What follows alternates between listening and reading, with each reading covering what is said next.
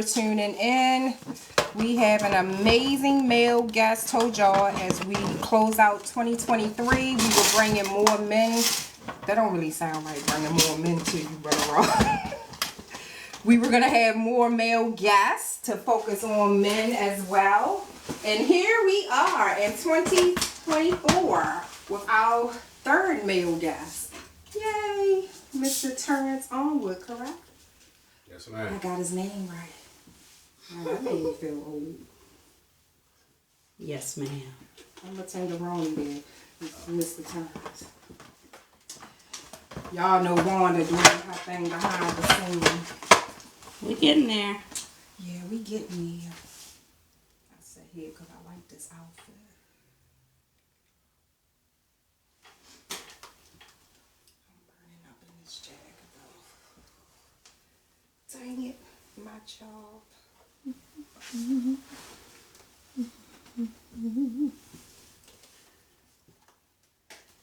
really do have questions for you, y'all.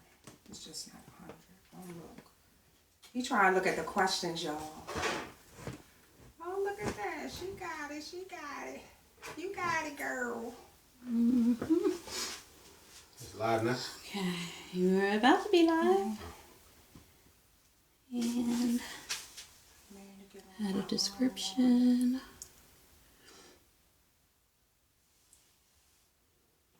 Clipboard.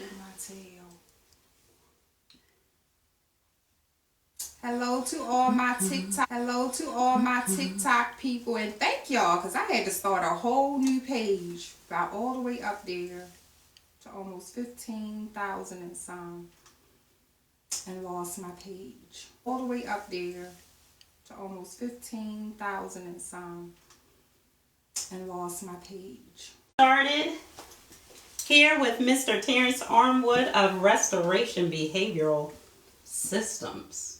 Right? Behavioral health systems. Behavior health systems, correction. All right.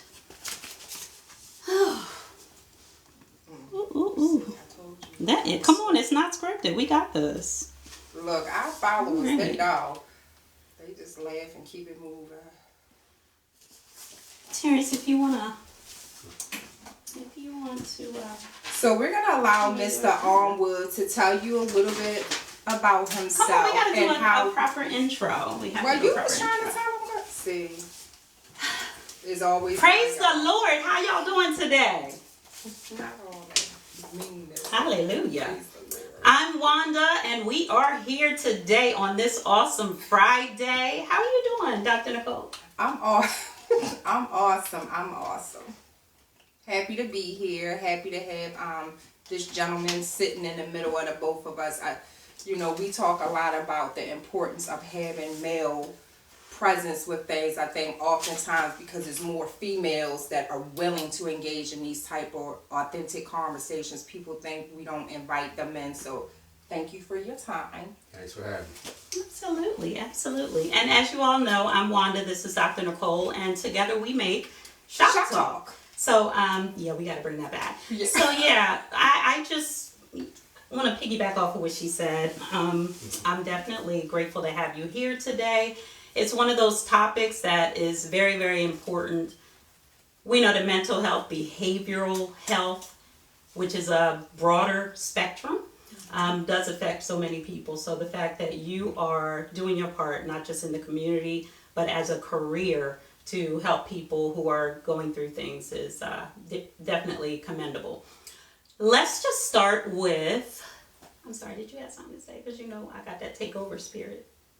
It's who you are, and I love it. Praise God. So I just wanted to say, I just wanted to go back to education. So we'll open up there. Is that good? Mm-hmm. Education, because that's the key to success. I believe, and correct me if I'm wrong, you are an alumni of not just University of Maryland Eastern Shore, but also Bowie University? Yes. Tell us about that. So I have a bachelor's degree from the University of Maryland Eastern Shore, UMES. And then went back to school, got my master's in mental health counseling from Bowie State University. Okay. Now, was there anything that drove your interest in that particular field? Well, kind of like a long story. I'll try to condense it Okay. to make it make sense. So I've always pretty much worked with kids in the field. I've been working with kids in different capacities for about 30 years. Way back from when I was in undergrad school, worked with kids in after school programs. So doing that, summer camps, I've been director of YMCA summer camps on the Eastern Shore and then here in Baltimore. So then actually I started teaching. So I was a teacher for Baltimore City Public Schools. Worked at actually I was considered a long-term substitute, but I worked at Patterson High School.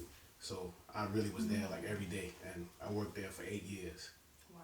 So I kind of wanted to get out of the classroom, and I was like, well, because I've seen kids with like different things going on at home, and it was like, their home is in an uproar and things like that. So I'm like, well, what else could I probably do maybe to help? So I was like, well, maybe I'll be a school counselor. So, because I was always like talking to kids and telling them, different things about, street stuff and, different stuff that they was involved in. And then it was like, well, okay, well, let me go ahead and be a school counselor. Well, to be a school counselor, you need a master's degree. So at the time, I didn't have a master's degree. All I had was a bachelor's. So I had to go back to school, and that's what got me enrolled in Bowie State. So I had to go back to school, go for my master's degree. So I was in a program for my master's, got all the way through the program, got to the part where you had to do your internship and practicum. Well, I still had to pay bills, and I still had to work. So to do an internship and a practicum to be a school counselor, of course, it has to be during the daytime. So I was like, well, I didn't really want to try to get a job at night, working overnights.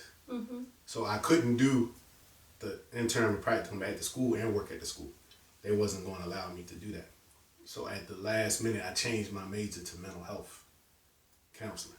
Oh, okay. So yeah, because I went. It's pretty much the same program up until you get to the internship and practicum. So I couldn't do 600 hours in a school and work there too. They wasn't going to allow me to do that because if you're a school counselor, then you're a school counselor. They was like, well, there's no way you can still be in a classroom and still learn this during school hours. So that's why I changed my major at the last minute to mental health counseling.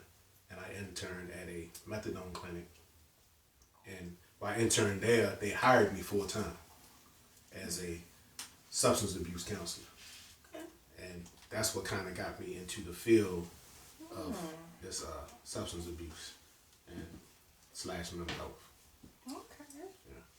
So I know I asked you off camera, so now I'm going to put you back on the spot and I'm going to ask you on camera. So you have years of experience of working with the youth, and you also have years of experience of working with adults. Is there any particular age group, meaning with youth versus adults, that you prefer? If yes, why? And if not, why? How does the two relate or coincide with each other? Well, it's no certain age group that I would work with, because I've worked with kids as young as 5. Oh, wow. And now, like I said, work with adults is as high as 64. So it's really no age preference. It's just about meeting people where they are and helping them with what issues they may have. So for our viewers, we're all about proper context. So for anyone that's just joining us on Facebook and TikTok, we are having an organic conversation with Mr. Terrance Armwood. He is a clinical director or supervisor, correct me? Clinical drug and alcohol supervisor. At Restoration Behavior Health System. Did I say it right? Yeah, you said it. I got it right the first time. Ting ting. Anyway. Could you just tell our viewers what it is specifically that you do at your place of business? Yeah, so Restoration Behavioral Health Systems, we are a fully licensed and accredited outpatient mental health clinic, Okay. which means that we provide substance abuse treatment, we provide psychiatric treatment, Okay. medication management, and with that, we provide medication management for anyone that may have any psychiatric problems or medications they may need. So if someone's diagnosed with, anxiety, bipolar, depression, if they need medication along with their therapy, we have someone that can prescribe that as well. So we have that. We have what's called everybody's heard of PRP program, stands for Psychiatric Rehabilitation Program. So we have that for minors and adults.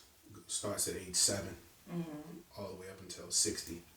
So in order to get in that program, you have to be referred by a licensed clinician, whether it be a LCSW, LCPC, Okay. psychiatric nurse, psychiatrist, psychologist, and it just helps people with anything they may have. So it connects people to stable housing, stable employment. Like for most people, well, I ain't gonna say most people, but a lot of people, getting up, going to work, or going to school, or having a plan is easy. But it's a lot of people that actually struggle with that.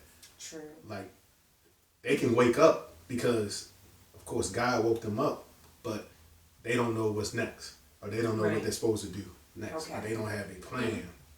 So we kind of help them with that. So like balancing checkbooks, things like that. Yeah, like there's a lot of people that we've seen that they'll go to the supermarket and they will go shopping, but let's say for instance, if someone has diabetes, well, it's easy to go pick up these Chips Ahoy cookies and cakes and stuff like that because they taste good, Right. but it's not good for you. But you have people that don't know how to shop because they're so used to eating that and buying that. But we also can help them with that. We can help them, like, we'll go to the store with you and be like, this is a suggestion because of, your medical situation. Won't you try this instead of this? And if they are, willing to do that, then that really helps them. Okay. I think those are definitely programs. So it sounds like you're doing adult IEP plans. Like that's going to get them prepared to really take control of their lives. Pretty much like they do in behavioral management and preparing those in mental special needs classes. The way they prepare them right after school so they can go into the community and be productive. So it sounds like it's almost in reverse, if you will, like reversing the curse. Because I think anytime you're dealing with any sort of mental health issue and it's not of the capacity that's going to hinder you to the point where you just can't make it without being into a facility, I think it's important to have businesses and places like yours that do offer those sort of things. So with that said, you had mentioned resources for those who have diabetes and things like that. So question, I had read somewhere a while ago that Giant, Food Lion, and Wise Foods had a program that they were teaming with certain businesses. And a business such as yourself could probably benefit from it, especially if you're helping people with diabetes and other health issues. They actually meet you at the store, and if you can't be there, they have a representative that can meet the person who's doing that, the actual person that's in the program, the patient or the client or whatever you call them. They meet them at the store and they help them with the shopping. They tell them about, what kind of foods to eat that's going to keep your levels at a healthy level. Keep your numbers at a healthy level. Have you heard about that? Yeah. So I know you have to be a certain type of program. I don't know if it's definitely worth looking into. I know my organization does not qualify for it, which is the reason they gave is It's odd. Yeah, is really where you have to meet a certain criteria to be able to benefit. So I would say look into it with, especially because you're doing ADL, advanced daily living, classes or training with them, education with them. Because to your point, when you think about an individual that's suffering from mental health and or duly diagnosed, there's a difference between rehabilitation and habilitation. And just for, again, proper context, with shop talk as always, rehabilitation implies that you once had the ability to do a particular thing, whether it's walk, provide for yourself, make logical decisions for yourself, like do I pay my bills or do I go get high. Habilitation means you never had the ability and you're learning freshly at start. So again, proper context for that. And for you, you're doing strictly rehabilitation. Is that fair to say or not? Okay. Yes, that's pretty fair. So to be a participant within restoration, your program, do you have to suffer from the disease of addiction, or can you just have the mental health component addressed? No, so you, because it's different parts. So in order to get into the PRP program, you have to have a diagnosis of either bipolar, schizophrenia, or major depression. Okay. That's the only 3 diagnoses that are qualified for you to be in a psychiatric rehabilitation program. Okay. But if it's a therapist that you want to talk to, then it's no parameters that you need, because anybody can talk to a therapist, as long as with us, because we bill Medicaid. As long as you have Medicaid, or if you're eligible to get Medicaid, then because that's how we bill. And that's it. Yeah, you can talk to a therapist for whatever reason you may have or may want to. So if someone was to seek help at your facility and they're just walking off of the streets, because sometimes I think an individual we don't realize that an individual may need the help because they look just like us. Right.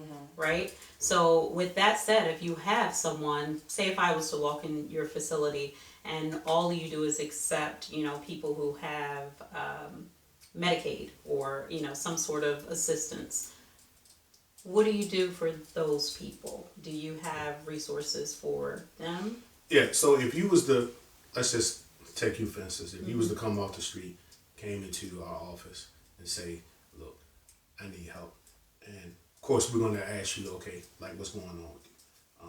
What do you need help with? And we would try our best to help you. And if we can't, we're definitely gonna refer you to someone that can. If like for some reason, like even, like I said, yeah, we bill Medicaid, but at the same time, we also help people. Like we're not gonna say if you had your own insurance, or say if you wasn't Medicaid eligible, we're not gonna say, well look, you don't have Medicaid, we can't get paid, go somewhere else. Okay. No, we're not gonna do that. Like we've had folks that have had like private insurance, like through their job. Like we don't accept it, but we refer them to someone that does. Okay, that's good, because there are some organizations that actually turn you away. No, we're never gonna do that. Like I said, we're gonna actually point you in the direction and get you the help that you may need. But hopefully that we can do it in house, because like I said, we have so many things that we can help you with, so many different programs. So that's what we're trying to do. We're trying to go ahead and help everyone that we can with whatever they need. That's great. Speaking of those programs, I was leafing through the site, and I believe I saw like driving classes and other classes that they can get into. Did I see that? Right. Maybe a DUI class. Yeah, DUI classes. Yeah. You can't drive classes. See, it's always her, y'all. It's always so her. you can't drive classes. So with the DUI classes, how did you even incorporate that into? I mean, clearly they have some sort of substance abuse in order for them to get a DUI, you would think. Well, no, not necessarily. Just had a bad Not- night. not- I'm glad he said that. Yeah, not I necessarily. mean, I have to be the devil's advocate. Yeah, because like let's take someone that is not a drinker, and let's just say they went to a party one night, was drinking, had too much to drink, and decided to jump in the car and say I can make it home. Didn't tell anyone, no Right. one took their keys. Could be their first time drinking. Get Could. pulled over by the police. Maybe not even have an accident. Just could have been swerving, got pulled over. They gave them the field sobriety test, and then they failed. So now they have a DUI. Doesn't mean that could be their first time drinking. Might even be their last, but it doesn't mean that they have a substance abuse problem because that's different. And then they would have to. She looking at the both of us like, okay, why y'all looking at me like that? I'm asking for others. Yeah, no, I'm just saying. I'm glad you asked, but I'm just saying I had to I guess kind of clear that up because people would say Don't because. be coming at me, No, son. I'm not coming. I'm not coming at you, Miss Reed. I'm not coming at you. I'm just saying because some people might say that. Yeah. You know how people will call people, he's alcoholic. That's true. She's alcoholic. Yeah. Yep, the You moment know. that they get that label, Right. Right. And Clearly and they that might must not be even be the case at all. They might drink less than you, right? but they just had a bad situation. Because that would be me if I was to drink and try to drive one glass of wine. Yeah, and see, and that's the thing. If you failed the test, then now you have a DUI, which now you'll call up an attorney, public defender, or whatever, and they're going to tell you, go take the 12-hour class. So Okay. the 12-hour DUI class is for 6 weeks. It's 2 hours a week for 6 weeks. That's why it's 12 hours. But once you complete that, then they will give you a certificate saying you completed the DUI course. And then they take that to court. And most of the time, especially if it's like your first offense, they pretty lenient on you. And who is the qualifying representative there that is able to? But that would be either me or another one of our substance abuse counselors that can teach the class. Okay. Is there a certain credential outside of your? Do you have to work with Maryland government? Do you have to, work with the MBA? How does that get incorporated? So so once they complete the class and we get the certificate, the motor vehicles gives us a form. Well, gives the person a form that we have to fill out saying that they completed that. They then take that form that I have to sign or the counselor has to sign with our credentials saying they completed the 12-hour class. Then they'll take that to court. But that shows proof that he actually took the class. And most people do it, and they do it before they go to court and most attorneys will tell you, go ahead and get in the class right away because it looks nice. Instead of having someone else tell you to go ahead and do it. So a question for you. Someone wants to know if you have a DUI, can you get special provisions if you have a job to drive your vehicle? Yeah, well that would be up to the judge and the state's attorney.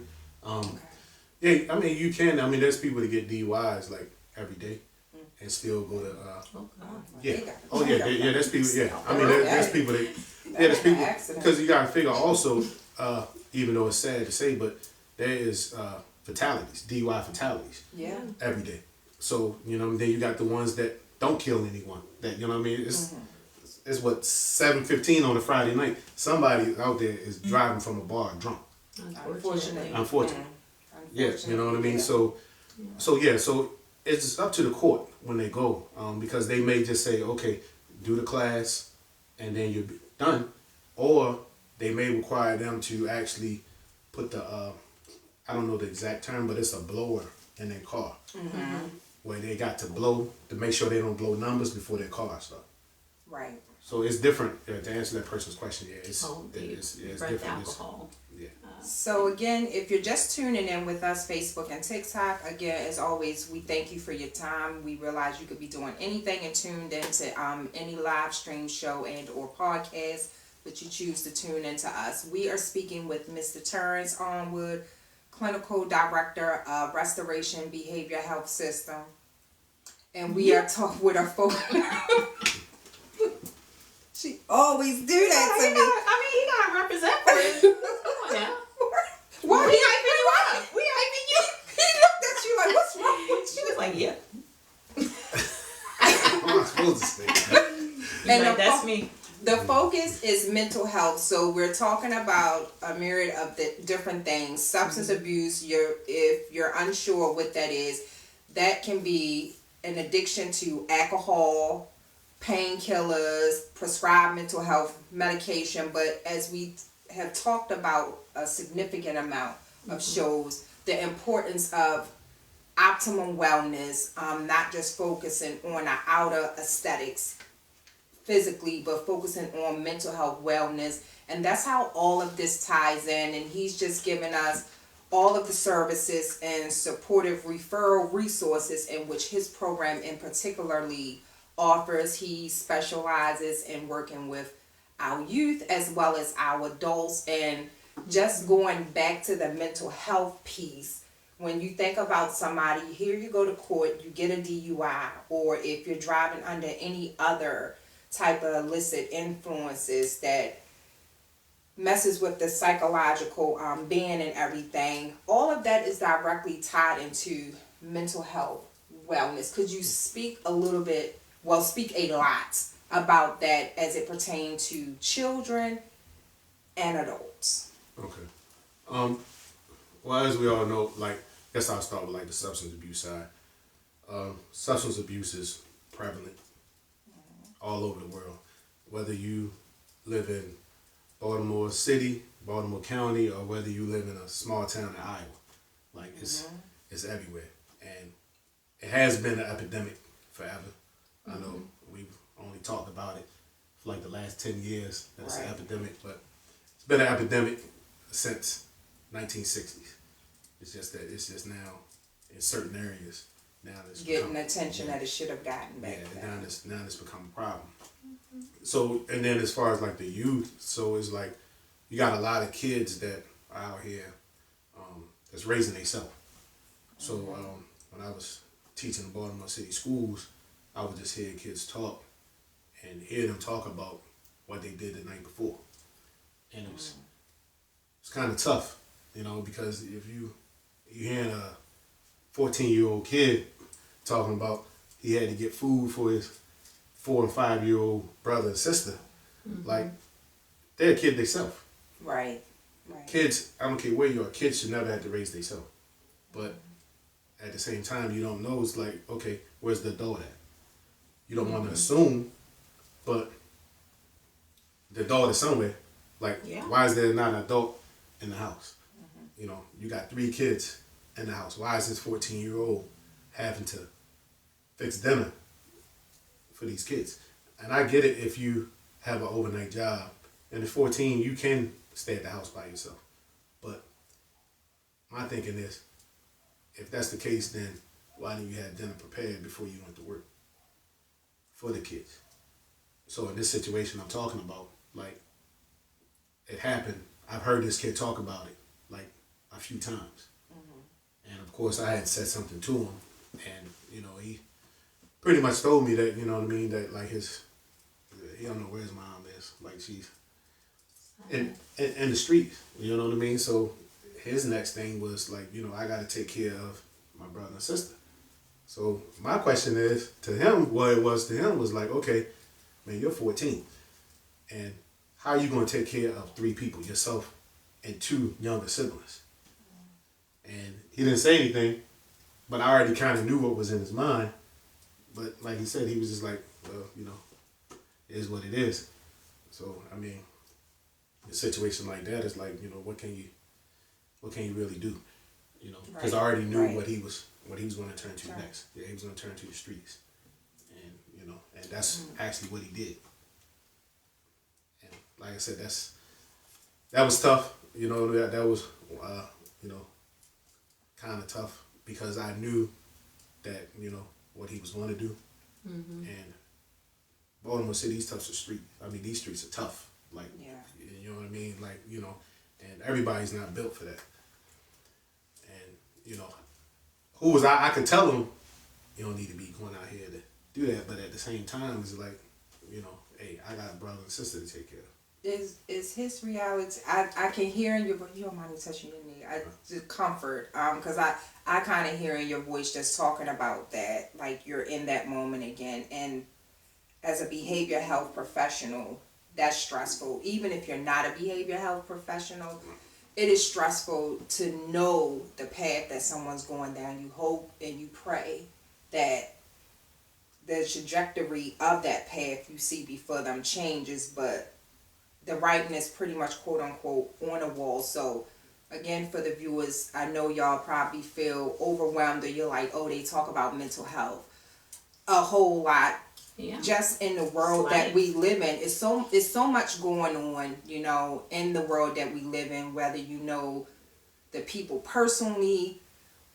That stress is on you, even if you're watching it on the news. A lot of times I tell people, learn to disconnect from it, and do something fun, because that spirit jumps on you and you take it on. And when you truly care about what's going on in the world and another human being, it's hard to walk away from it, you know. And for me, the best example is having the privilege and opportunity to just watch my fellow co-hosts work on a lot of projects, and just missions that surround children, and just listening to you talk about that young man. And I think people don't understand why we focus on it so much, because that 14-year-old is going to be that 64-year-old sitting across from you, or sitting across, standing before a judge, or in anything. And we hope that if they're sitting across from us, that we're sharing tea, a cup of coffee, and we're talking about their success. But you pretty much know if it gets there, it's going to take them to go through some storms. So again, mental health is so important, especially when we talk about our young people, because they are our future. And particularly, I cannot stress it enough, our young people of color. There's not a lot of programs. When we all were growing up, we had rec centers.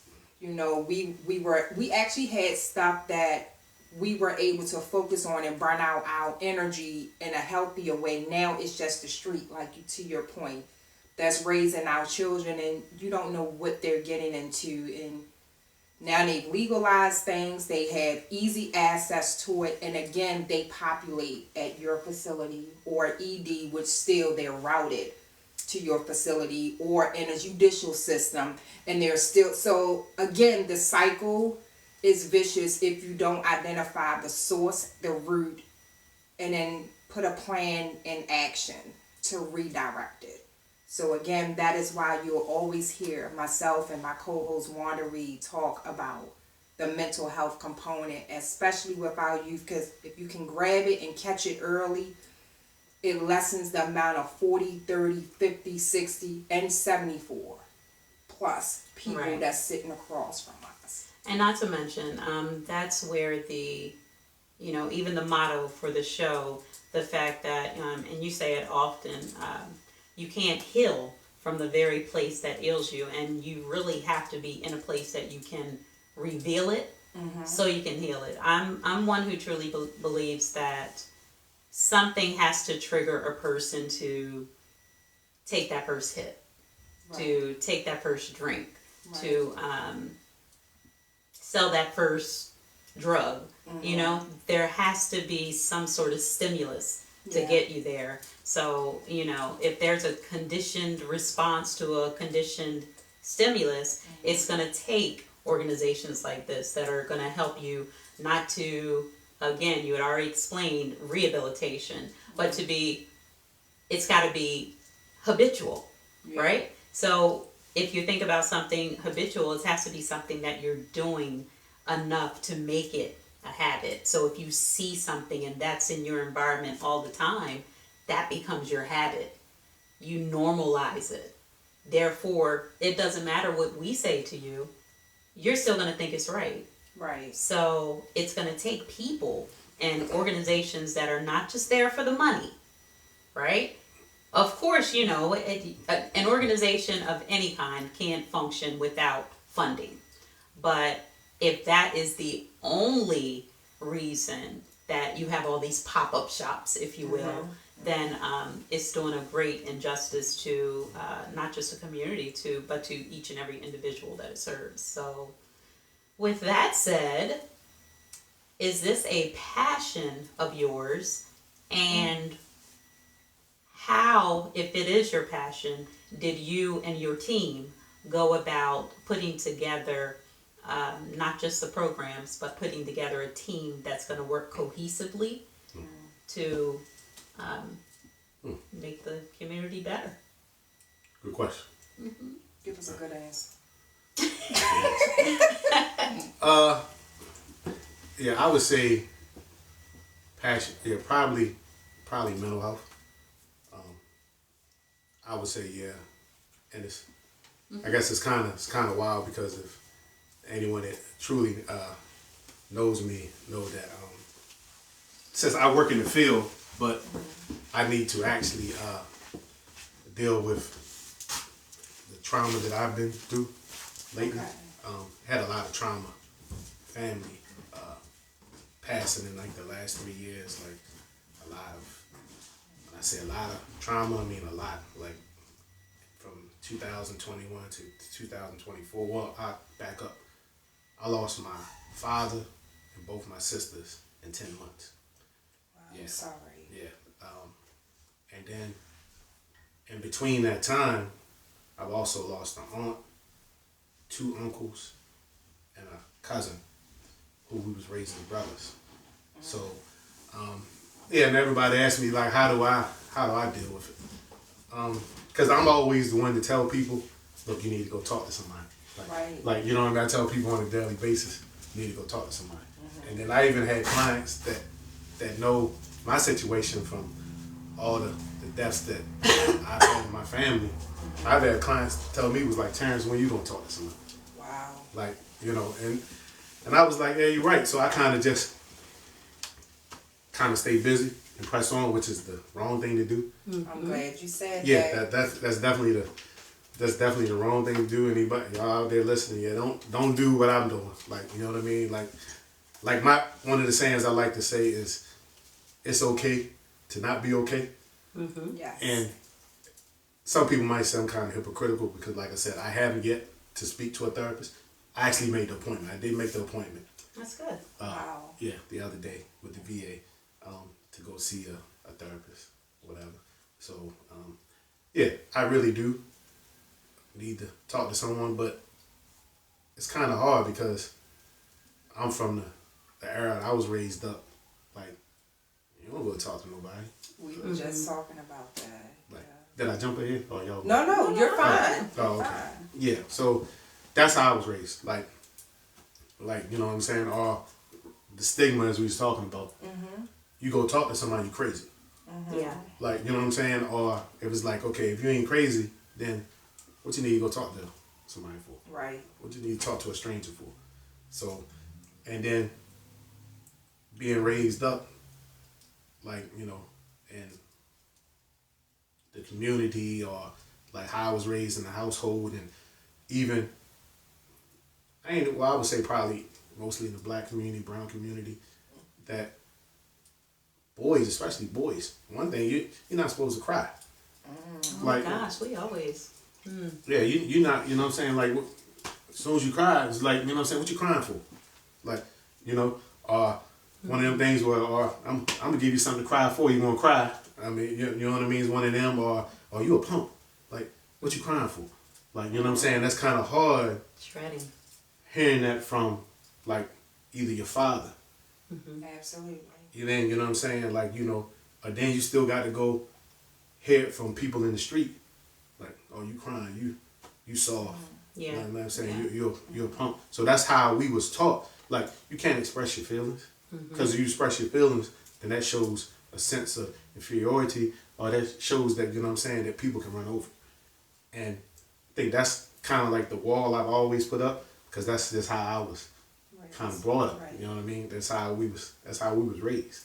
And that's what starts the wiring. So it's one of those things that if we were to break open this wall right now, we don't know what's behind there. I'm pretty sure it's some old wiring back there, because these some old houses.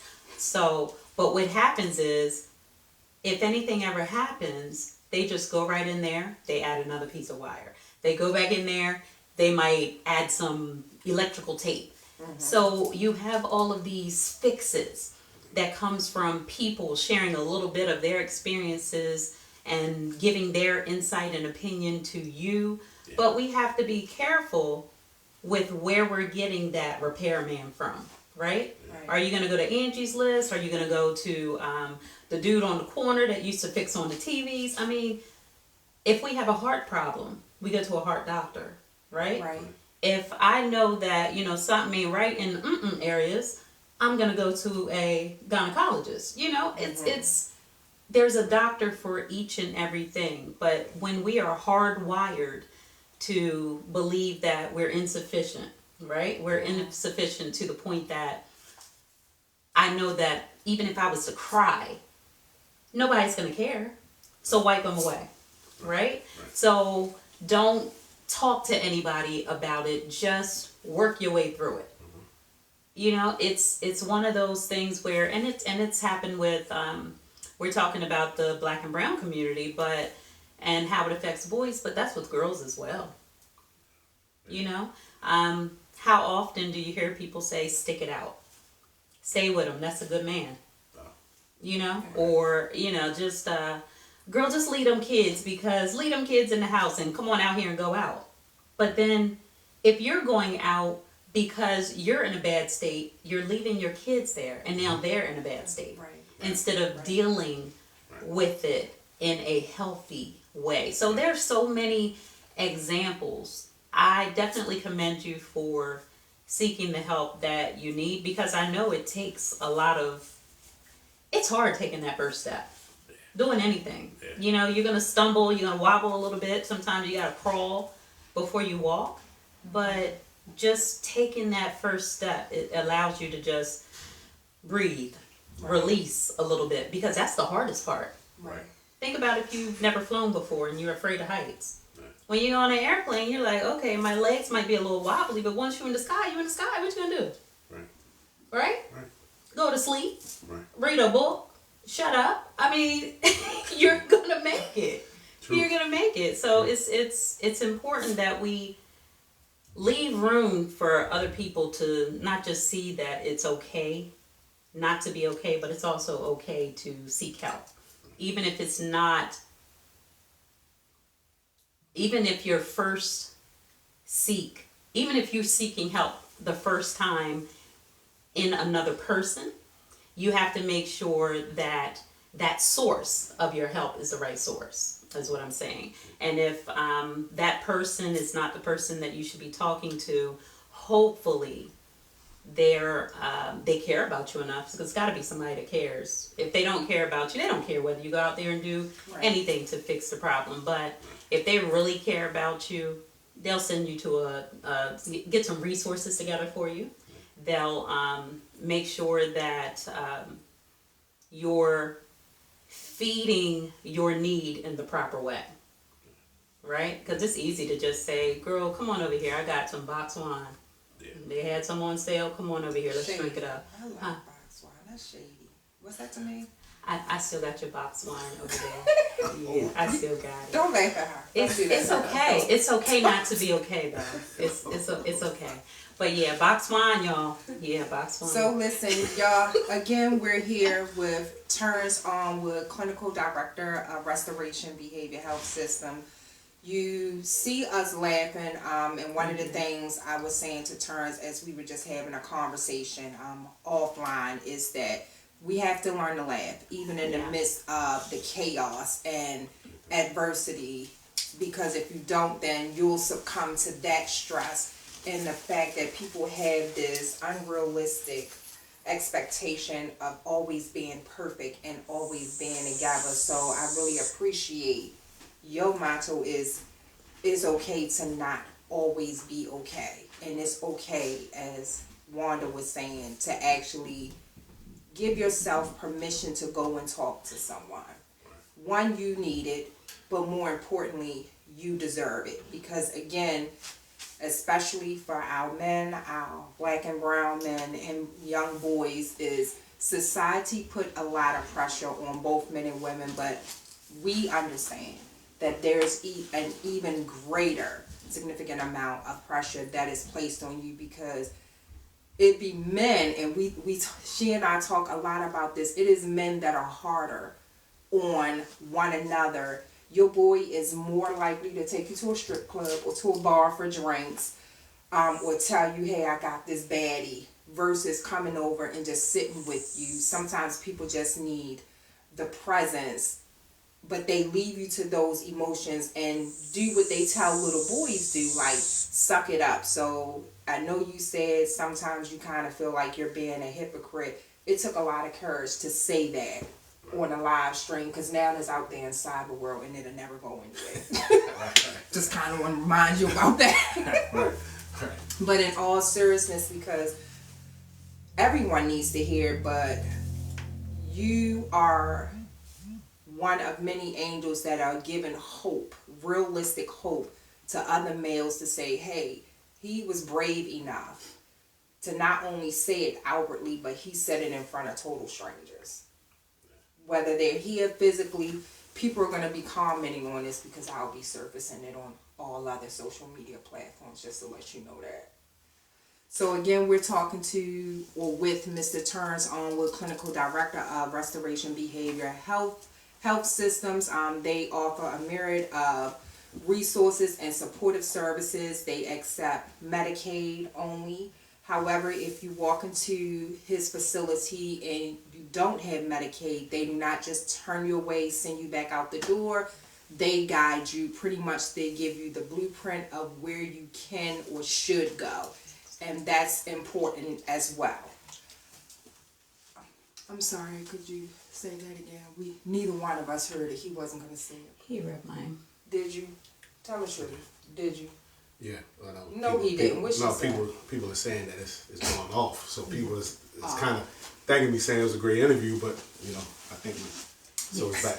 I certainly apologize, everyone, on the Facebook Live feed. We are filming from the She Reads location today, and the reception isn't that great. So we certainly thank you for your patience in cooperating with us and sticking with us while we work through all of the glitches. But you already know it's an unscripted show. We do go through a lot of issues, but we find a way to overcome it, So that pretty much goes with what we're even saying right now. Doesn't matter what you're going through, always find a way to overcome. There's always some kind of source. So right now, I got some things propped up. Literally, right now I had to switch my Wi-Fi. So technical difficulties aren't going to stop us from educating and providing resources. So thanks for sticking with us. What would you say has been or is the biggest challenge about the work that you do? That's a good question. Give a good answer. Got me stuck on that one. I would say probably trying to help everybody, because it's like the old saying goes, you can't help people that don't want to be helped. Mm-hmm. So even though you may have somebody in your office and they struggling with stuff, or they dealing with things like that, and you put it out there that you can connect them with this or help them with that, and they still saying I'm okay. Mm-hmm. But then, I like to talk to people, because especially adults that have kids. Mm-hmm. So for one thing, we all know kids aren't asked to be here. Right. Kids can't raise themselves. Kids shouldn't be raising themselves. So if I'm talking to you, whether you're a man or a woman, and I know your house is in a disarray, or I know you're struggling mentally or struggling with substance abuse, then you got to understand that trauma is now projected on those kids.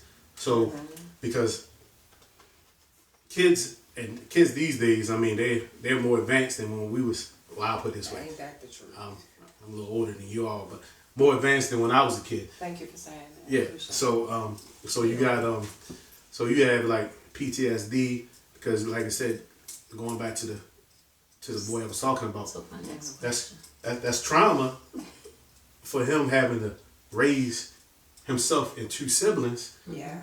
That's anxiety and it's depressing. Yeah. All because an adult is going through situations. And that's what I'm saying, it's even more challenging because we all go through situations, we all go through problems. But it's more challenging when, for one, you say you don't have a problem, which I admit that was me forever. Like, I ain't got no problem. Like, you know what I'm saying? I'm fine. Like, you know, just a few months ago, people ask me all the time, maybe they Terrance, how you doing? You okay? Because they know of the family trauma and deaths that I went through. And yeah, I'm fine. Like, but really, I just kind of put a Band-Aid over everything, stay busy, and keep going because I'm trying to be strong for like my mother because she's the strongest person I know. Like, she lost a husband, 2 daughters, a sister, 2 brothers, and a nephew in 3 years. And she's, you know what I mean, she's still here. Can I ask you, I'm sorry, just while it's on my mind, what do you think the source of her strength is? God, you know, because, yeah, my mother, like, you know, that's what she says, like, you know, and she just told me that, like, you know, a few weeks ago. It's like, you know, that, and she knows because of everything we went through, she's only here by the grace of God. So she actually had a little scare like 2 summers ago, because she has diabetes and her blood sugar was, I want to say they said her blood sugar was 900 after they really found out, like somebody found her outside of her house, like yeah. So she was really almost not even here with us. So she knows that, you know what I'm saying, that hey, you know, I'm here because of God and I'm standing strong because of God. So I think that's, you know, where she actually gets. Well, praise the Lord. Well, you know, I love to hear things like that. The Bible says, seek ye first the kingdom of God and all of its righteousness. And all these other things will be added unto you. That means good health. That means the ability to get through things even when the world is shaking all around you. I think it's good to have therapy, but without God, it's still just a waste of time. That's just my opinion. So I mean, that I think that's the very best source that she can have. And what's great is that because she has that source, right? Because that's the source of her strength. That's how all these years you've been able to endure by just saying, I'm okay. You're okay because she was praying for you. Right. You're okay because the source was already with her. Right. You know? Right. So she's the plug, but she knows who to go to when she needs a little, you know, a little zing. And it's that's like the very best. That's the very best. I just had to ask that because just knowing you personally, I know that's a lot to deal with. You know, loss is never easy. It's always something that takes a little piece of you each and every time you lose a person that's close to you. So I always compare it to, you know, you're riding down the street and you just want the cars to stop and acknowledge your hurt. You just want, you know, the wind to stop blowing, acknowledge your hurt. You just want people to stop talking around you and acknowledge your hurt. But when you realize that none of that is going to happen, then who do you turn to? What do you turn to? Right? So it's always important to have an outlet. Always important to have an outlet. Don't be trying to interrupt me either, sis. A viewer wants to know if you can speak to the impact of not acknowledging and addressing trauma, past or current. Thank you. Not addressing. Well, past or current. Well, I definitely would say that, you know, it's a good question, whoever that person. So again, we're talking to or with Mr. Terrance Armwood, Clinical Director of Restoration Behavioral health systems. They offer a myriad of resources and support services. They accept Medicaid only. However, if you walk into his facility and you don't have Medicaid, they do not just turn you away, send you back out the door. They guide you pretty much. They give you the blueprint of where you can or should go. And that's important as well. I'm sorry, could you say that again? Neither one of us heard it. He wasn't going to say it. He read mine. Did you? Tell us, Shirley. Did you? Yeah, I know. No, he didn't. What she said? People are saying that it's going off. So people is kind of thanking me, saying it was a great interview, but I think so it's back. I certainly apologize, everyone, on the Facebook Live feed. We are filming from the She Reads location today, and the reception isn't that great. So we certainly thank you for your patience in cooperating with us and sticking with us while we work through all of the glitches. But you already know it's an unscripted show. We do go through a lot of issues, but we find a way to overcome it, So that pretty much goes with what we're even saying right now. Doesn't matter what you're going through, always find a way to overcome. There's always some kind of source. So right now, I got some things propped up. Literally, right now, I had to switch my Wi-Fi. So technical difficulties aren't going to stop us from educating and providing resources. So thanks for sticking with us. What would you say has been or is the biggest challenge about the work that you do? That's a good question. Give a good answer. Got me stuck on that one. I would say probably trying to help everybody, because it's like the old saying goes, you can't help people that don't want to be helped. Right. So even though you may have somebody in your office and they're struggling with stuff, or they're dealing with things like that, and you put it out there that you can connect them with this or help them with that, and they still saying I'm okay. But then, I like to talk to people, because especially adults that have kids. So for one thing, we all know kids aren't asked to be here. Right. Kids can't raise themselves. Kids shouldn't be raising themselves. So if I'm talking to you, whether you're a man or a woman, and I know your house is in a disarray, or I know you're struggling mentally or struggling with substance abuse, then you got to understand that trauma is now projected on those kids. So because kids these days, they're more advanced than when we was. Well, I'll put it this way. Ain't that the truth? I'm a little older than you all, but more advanced than when I was a kid. Thank you for saying that. Yeah. So you got so you have PTSD, because like I said, going back to the boy I was talking about, that's trauma for him having to raise himself and 2 siblings. Yeah. That's anxiety, and it's depressing. Yeah. All because an adult is going through situations. And that's what I'm saying, it's even more challenging, because we all go through situations. We all go through problems. But it's more challenging when, for one, you say you don't have a problem. Which I admit that was me forever. I ain't got no problem. I'm saying, I'm fine. Just a few months ago, people ask me all the time, every day, Terrance, how you doing? You okay? Because they know of the family trauma and deaths that I went through. And yeah, I'm fine. But really, I just kind of put a Band-Aid over everything, stay busy, and keep going, because I'm trying to be strong for my mother, because she's the strongest person I know. She lost a husband, 2 daughters, a sister, 2 brothers, and a nephew in 3 years. And she's, she's still here. Can I ask you, I'm sorry, just while it's on my mind, what do you think the source of her strength is? God. Because,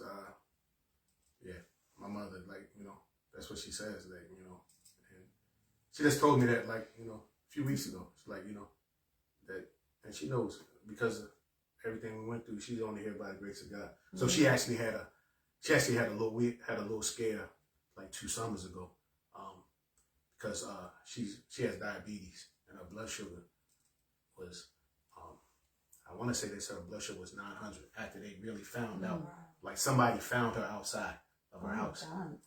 Like, yeah. So she was really almost not even here with us. So she knows that, you know what I'm saying, that, hey, you know, I'm here because of God, and I'm standing strong because of God.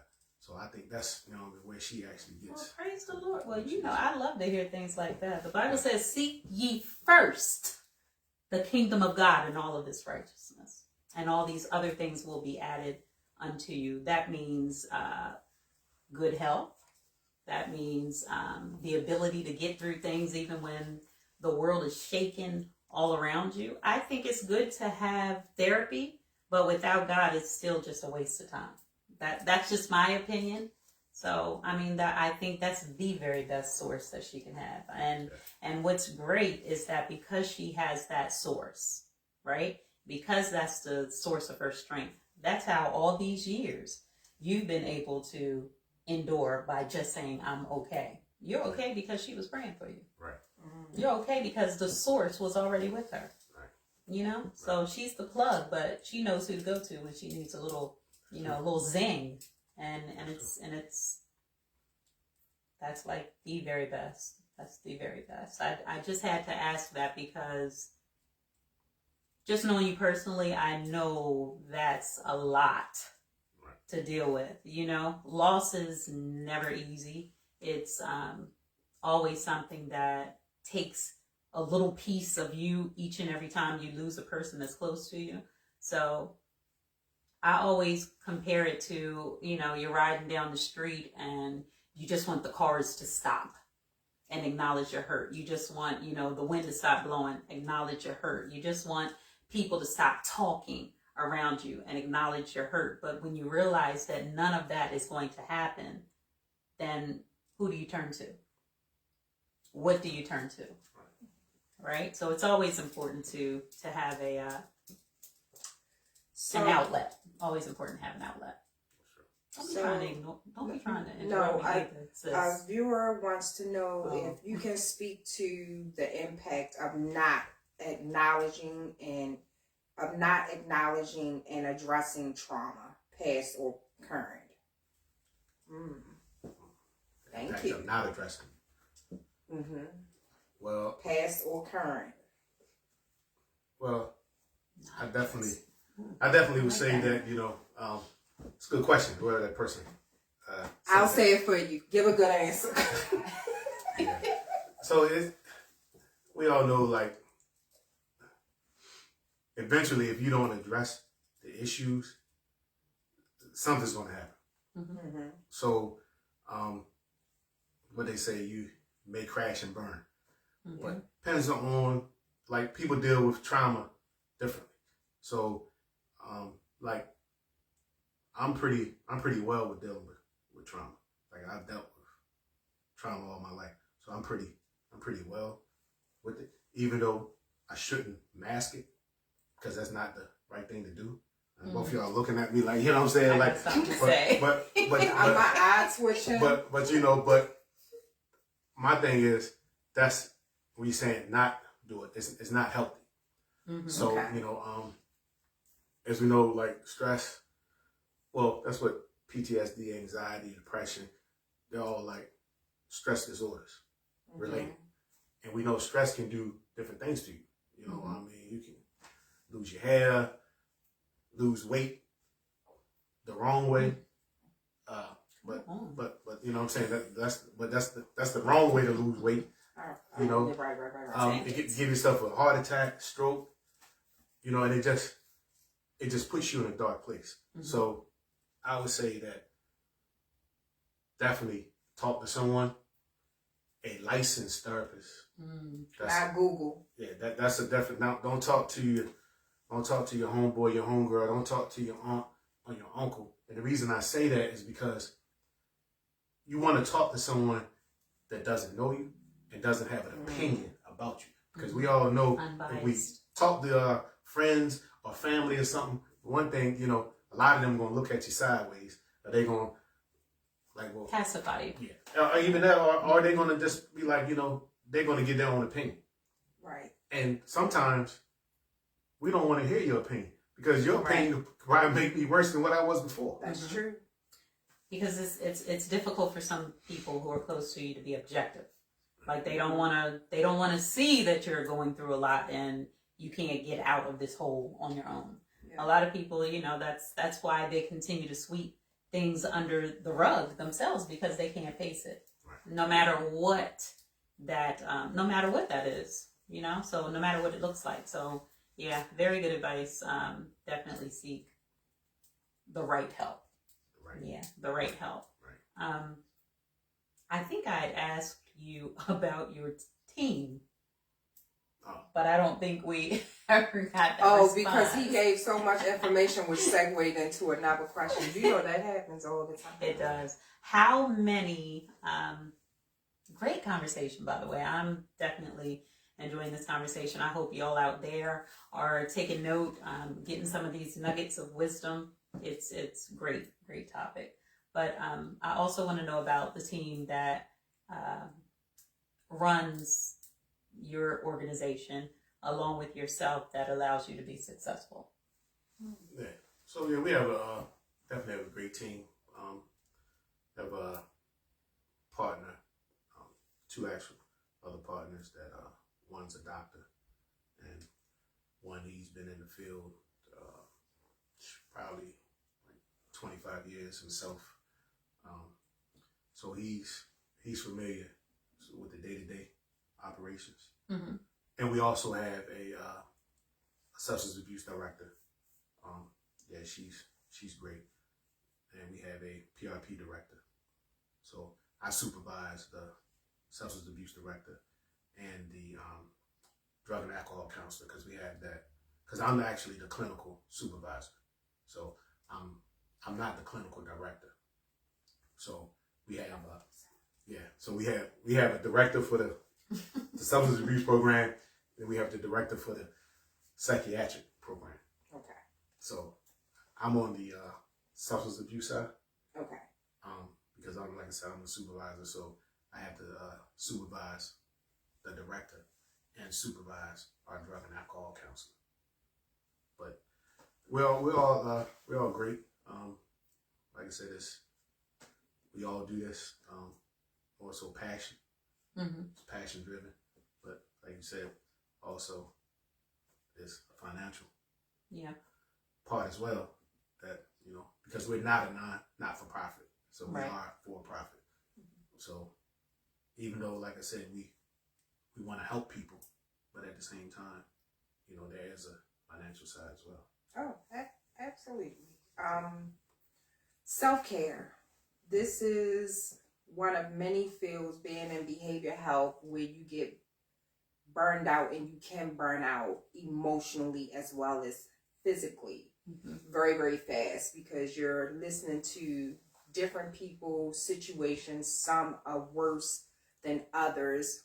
What do you do, if anything at all, to self-care to make sure at the end of each work day and or week or month that you are okay? Good question.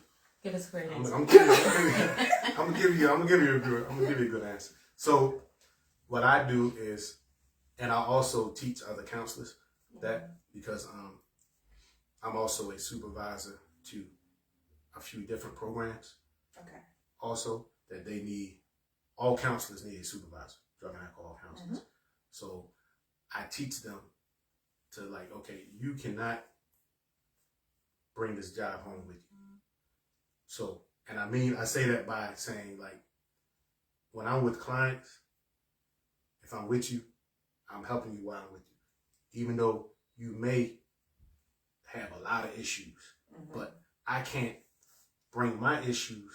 I can't bring your issues when I leave the office home. Mm-hmm. And a lot of counselors do that. Yeah. And that's what causes burnout. Mm-hmm. Because now you done took their problems and then made them your problems. Mm-hmm. Now, on top of the problems you already had.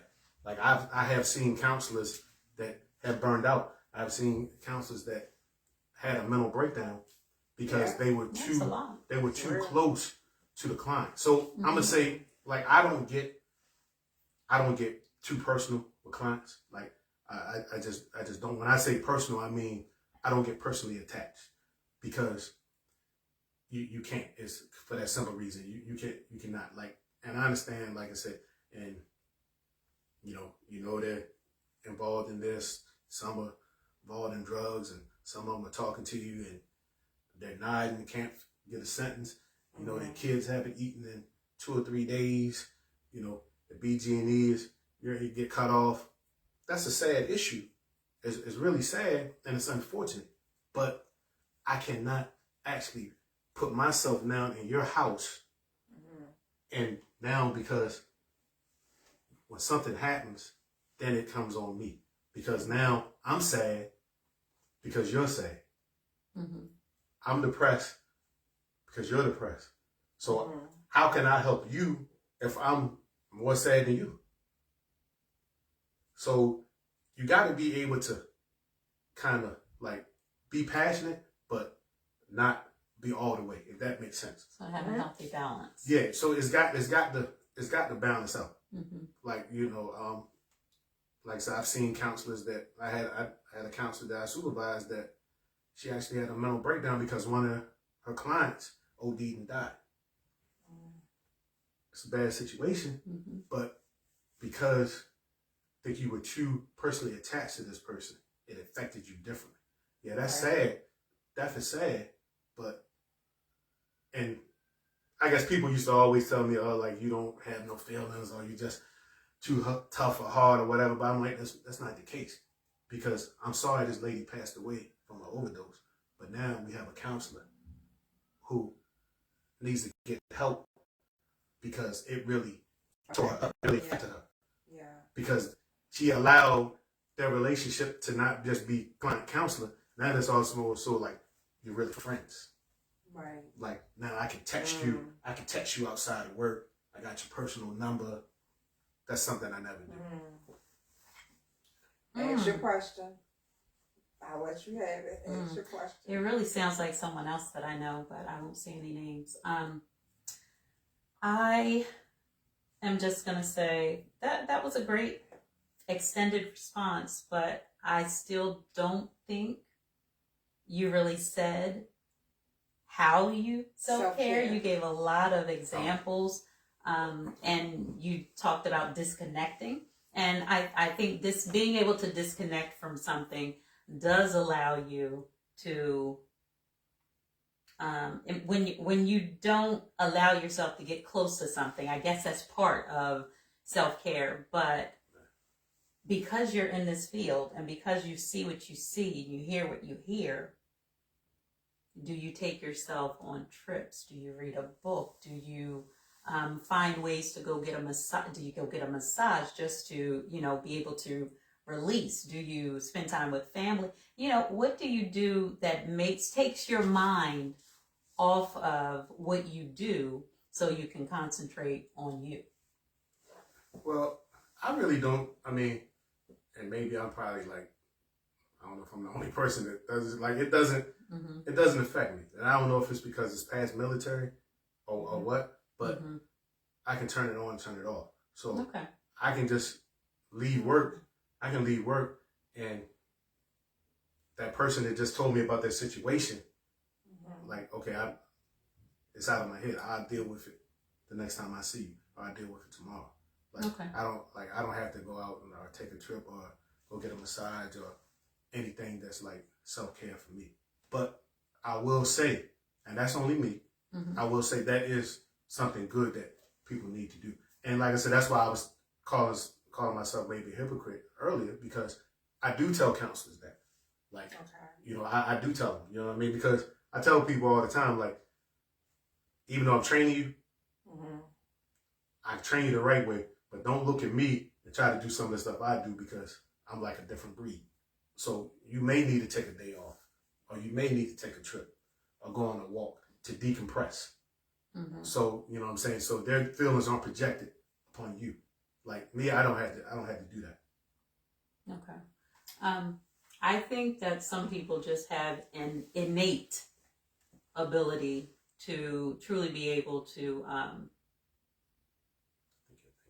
It is. yeah, an It's innate running in the ability to background. truly be able to disconnect. I think it's important to be able to and know that it's okay to disconnect with others so you can reconnect with yourself.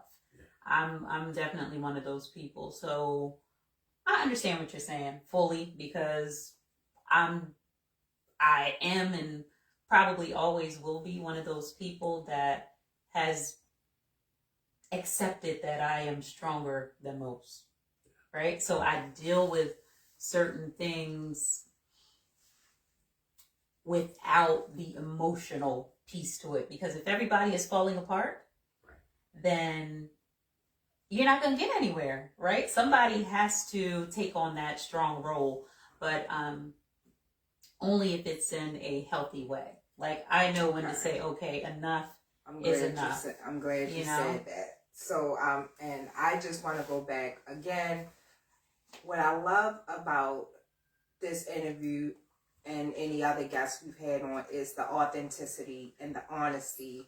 Like, you're very transparent. So thank you for that. And it's an opportunity for our viewers to see that even though you can be a navigator for others through it, and now you've started the process of self-caring for yourself, that you yourself don't have it perfect. So give yourselves, for the viewers, give yourself permission to not be perfect and not have it together. However, also give yourself permission to be open for those that are in a position to support you, guide you, and or professionally support you in your wellness journey, to absolutely do that.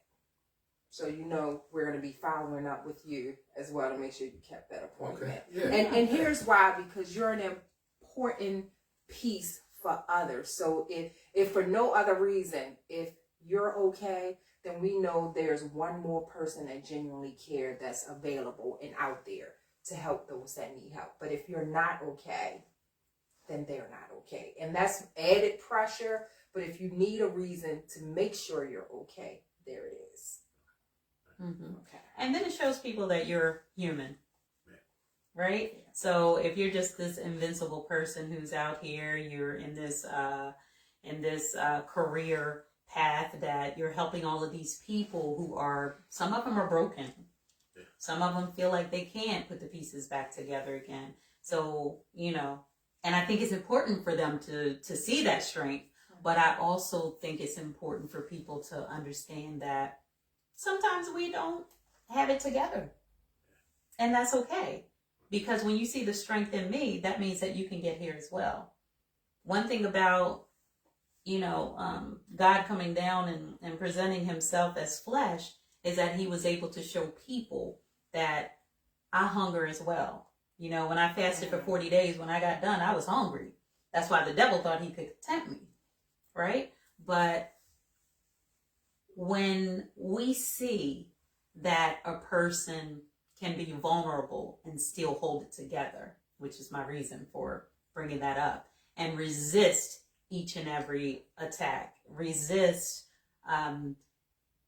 taking that phone call from that person who wants you to go out to drink with them or wants you to go out on a drug binge with them and do all of these things. Once you're able to resist them, then you'll see that you've reached a plateau that nobody can bring you down from. So they can sit in front of you, this strong man, and say, okay, well, I'm right here with you. You helped me, you know, you lifted, you reached your hand out to me, and I grabbed it when at my weakest point, but now I'm right up here with you. I think it's important for them to see the steps in getting there. But once they're there, they're like, okay, now I can look back and I can help somebody else. Yeah, so I think that's important. You know, I'm always looking for ways to give people insight of warning signs. So before we wrap up, if there are a few warning signs you could tell people to be aware of and look out for in children as well as adults that maybe their mental health is not okay, what would some of those be? I would say it's like as far as like kids, especially like little kids, like pay attention to them, especially like little kids that draw. Okay. Little kids that like to draw. There's something in the doodle. So yeah, or like you said, doodling or something. Some of them draw out things that they went through.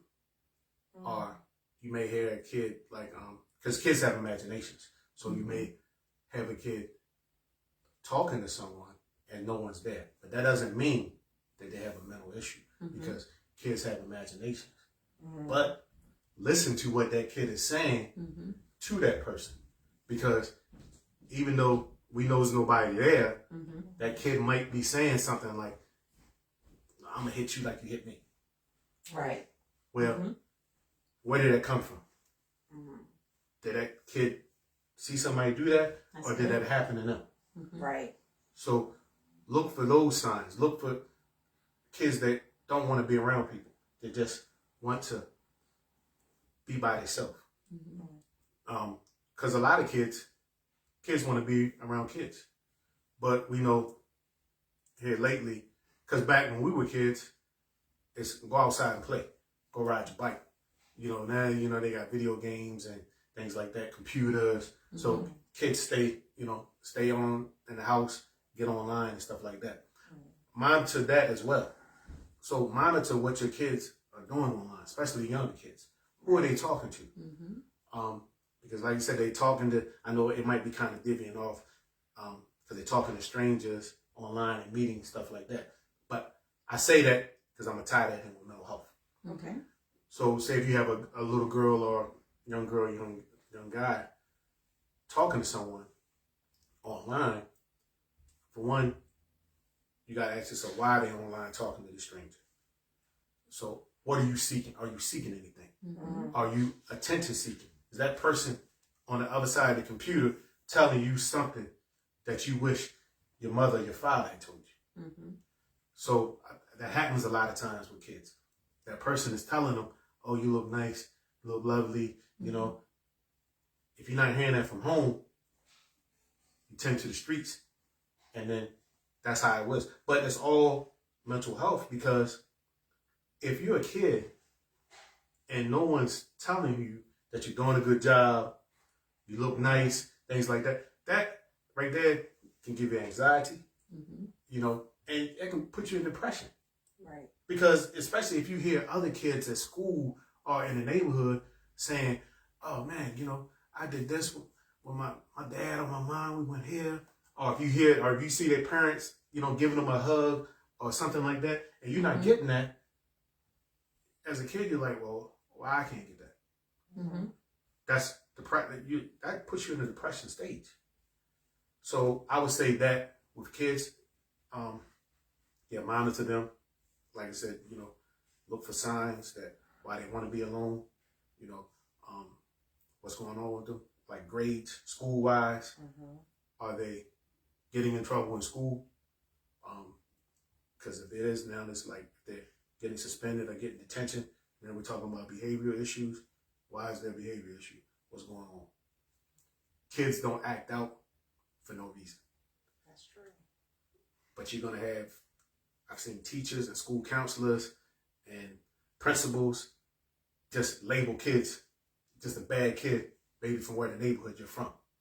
That's not true at all. Like, just because you might live in a neighborhood that's not good, don't mean you're bad, or you're going to be bad, or you're going to do the things that they do in that neighborhood. Because you can live in Beverly Hills and be putting needles in your arm. Happens often. So, so you got to ask yourself, why is my kid acting out? Why is my kid being sent to detention? Like, what's going on with that? And as far as adults, like if you're like, if you're waking up in the morning and like every day, well, a lot of us don't want to go to work because it's like, I don't feel like going. Struggle. Yeah, you know what I mean? It's a struggle. I don't feel like going every day. You know what I mean? Right, you know what I'm saying? But it's a difference when saying I don't want to go in to work, as opposed to like, okay, I'm just sad. Like, okay, what happened yesterday? Did anything happen yesterday? Or you just woke up sad? Like, what's the reason that you're sad? Because it's a reason for everything. Did something happen? So if you're just feeling like you're just sad for no reason, then you got to ask yourself what's going on. Yeah. Like, you know what I mean?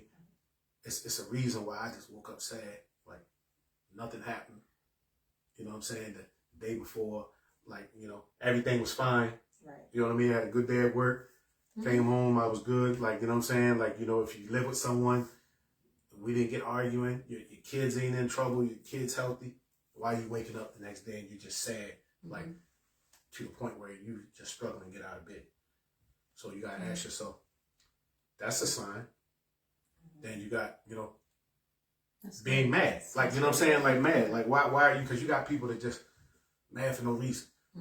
Just everything, any little thing, everything somebody says, just, you just mad. Or you just want to just slap somebody. Like, for no reason. Like, you know what I'm saying? Like, yeah, you're like, you know, like, what's the purpose? Like, you know what I'm saying? Like, if nobody did anything to you, you're just like, oh, okay. But if no one did anything to you, and like I said, you just woke up, everything was fine, and you just, I'm gonna put my clothes on, first person I see, I'm just gonna punch him in the face. That's the problem. Right. And it happens. Yeah, that's what's really sad about it. Yeah, it happens. So that's another sign. Like, why are you sad? Why are you mad? Like, why are you feeling depressed? Like, you know what I'm saying? Like, what has gotten you to that point? And if you can't really think of what has gotten you to that point, then you actually know there's something going on with me mentally that I need to talk to somebody. And I just want to add to that, and you let me know if you agree. Pay attention to the adult's appearance. Oh, yeah. Pay attention to their appearance, and not just their clothing, but unusual body odors and stuff. And again, you talked about behaviors with children, but also behaviors in adults as well. And there's a very quick behavior that I recently learned a few years ago is a telltale, far as males are concerned, is the urination in bottles. You just see bottles and bottles of urination. That's not always medical, and I did not know that that was considered a huge telltale that there's a mental health issue that's going on, or some type of stress and depression. So as always, we thank our guests for their time. We had the privilege of having Mr. Terrance Armwood, clinical supervisor, a restoration. First of all, it's his fault because I had said director the whole time. I just, just want to be clear about that. It's fine.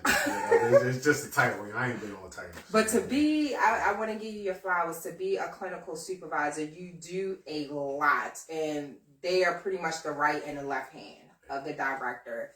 That's my opinion. I see all the hard work you do, and it is not easy to supervise one, let alone several counselors. And there's a plethora of paperwork that you're responsible for, chart artists, and the list goes on and on. But Mr. Terrance Armwood, clinical supervisor of restoration behavior health systems, specialties and specialize with children as well as adults. I thank you for that. Talked significantly about mental health, dual diagnosis, and just specifically mental health, but also dealing with the component of substance use disorder as well. I always say you cannot heal in the very place that ails you. Knowledge is power, but it's only power when it's activated and it's put into use. So we hope, as always, you got something from this. And as always, before we sign off, continue to love yourself, reach one, teach one, and do so unapologetically. I am Dr. Nicole, and thank you for your time.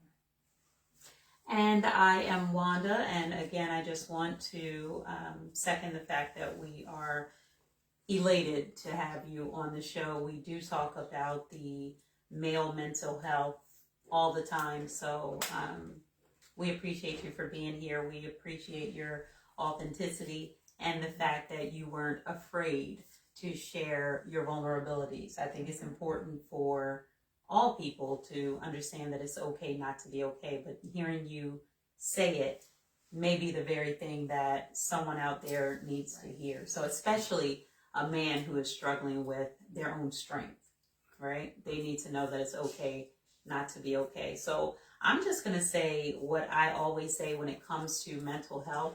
Just know that there is nothing new under the sun. So if you feel like you're the only one going through something, just know that there is always someone who has not just been through it, but has overcome it. So never be afraid to seek help. Never be afraid to share with someone that you can trust.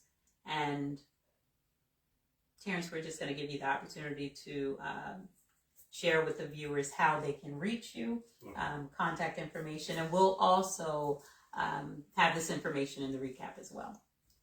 All right. Yeah, we're located on the campus of St. Agnes Hospital in West Baltimore. And our address is 3455 Wilkins Avenue, Suite 308. That's Baltimore, Maryland 21229. And our website is www.restoration, I'll spell that out, RESTORATION BHS. So it's B as in Bob, H as in Harry, S as in Sam.com. So www.restorationbhs.com. You can go right on our website. For substance abuse, you can go ahead and, because substance abuse, you can self-refer yourself. You can fill out your own referral. If you have any mental issues you want to deal with, contact us. I'll give it a phone number because you have to be referred. We can refer you to our licensed therapist. And our phone number is 410-982-6367. That's it. All right, awesome. So we just want to thank you for viewing on this Friday. And I just want to add one more thing. And I know because I'm the quiet person, so I don't talk a lot. So I just wanted to say that all of the signs that Mr. Armwood gave us today with regards to mental health issues, those are the exact signs that you would look for in a child who is sexually abused. All right. And because this April is Child Sexual Abuse and Child Abuse Awareness Month, I'm so glad that you even spoke on some of those things without even realizing that. And stay tuned, because tomorrow we will be interviewing Miss Tia Camper, a survivor of child sexual abuse, as well as one other person who will be sitting on the panel, and we will be openly discussing the journey to healing and what that looks like for each individual. So we certainly thank you for that. Please join in tomorrow, and we will be presenting the flyers for that later this evening or tomorrow morning. Will we not, Doctor? This evening. Okay. Thank you. Thank you for your time. Enjoy the rest of your evening.